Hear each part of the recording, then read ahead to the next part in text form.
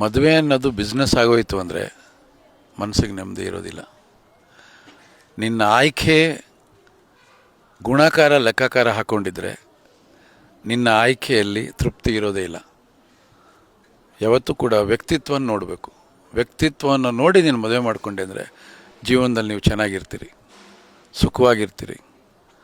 ಸಂಸಾರದ ಚಕ್ಕಡಿಗೆ ಎರಡು ಗಾಲಿಗಳಾಗಬೇಕು, ಗಂಡು ಮತ್ತು ಹೆಣ್ಣು.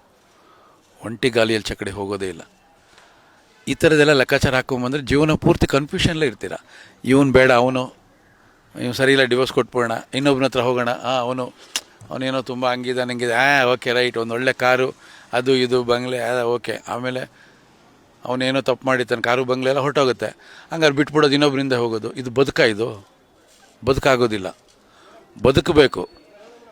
ನಿಮಗೆ ತಾಳಿ ಕಟ್ಟುವಾಗ ಆ ಧಾರೆ ಎರೆಯೋ ಸಂದರ್ಭದಲ್ಲಿ ಏನು ಹೇಳ್ತಾರೆ, ಮಂತ್ರಗಳು ಏನು ಹೇಳ್ತಾರೆ ಅರ್ಥ ಮಾಡ್ಕೊಳ್ಬೇಕು.